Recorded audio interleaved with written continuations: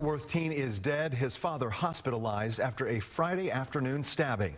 Hello and welcome in, everybody. I'm Casey Stiegel. The victim, just 15 years old and a student at Fort Worth ISD's Polytechnic High School. Relatives say his father was also stabbed and was critically injured.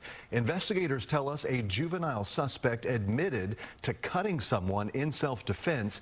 Detectives are now trying to piece together what led up to the fatal clash and how to proceed with charges. Fox 4's Vanya Castillo is live with more on tonight's top story. Good evening, Vanya.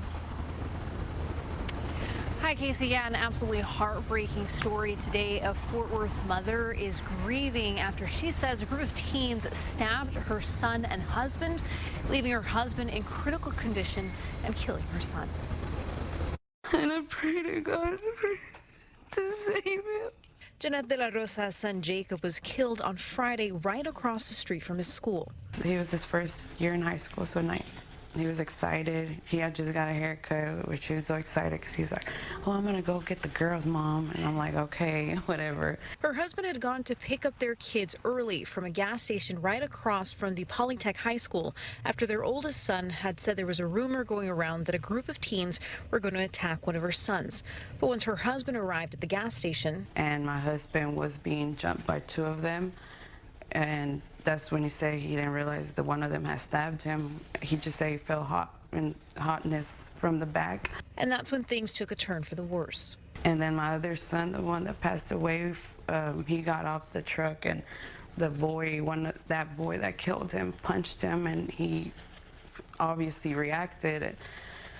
And I don't know, at one moment he took out his knife and just stabbed him. She says her husband jumped into the truck and raced Jacob to the hospital, with my oldest son holding Jacob while he was passing away. Like he said he was turning blue and his eyes were rolling back. And he told him, I'm dying, I'm dying.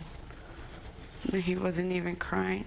He was just telling him that he was dying. De La Rosa tried desperately to reach her family. They wouldn't answer me. Probably 10 minutes later after that, my husband called me and he just told me, Jacob's dead, Jacob's dead. She says her son was stabbed in the heart. I just knew he was gone. According to police, they were called to the scene at 3:35 p.m., but by the time they'd arrived, everyone had already left. While police say they did run into the teens who claimed to cut another person in self-defense, they didn't provide details, and the reason for the stabbing is still unclear. How is it self-defense when you went to aggravate my son, hit him first, and then stabbed him? And then the other two are stabbing and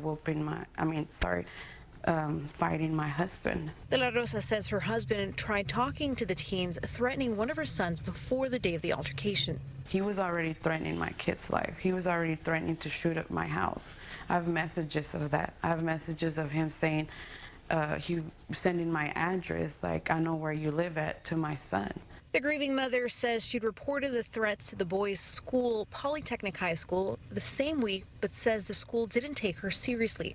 She says she'd also called Fort Worth police, but they never showed up. That's something that my kids will never, them two were there. The image of his brother, he can't forget it.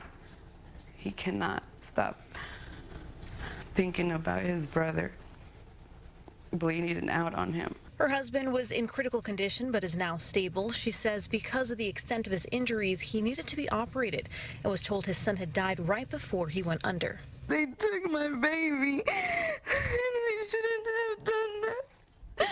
I want justice for Jacob. They took my baby, and I want them to get arrested. And I want justice, and I don't care if they're juveniles. Well, as of right now, Fort Worth police have not released any information regarding any arrests. Now, we did also reach out to Fort Worth ISD, but it being the weekend, we have not heard back from them. But we'll, of course, continue to keep pressing for answers. Back to you, Casey.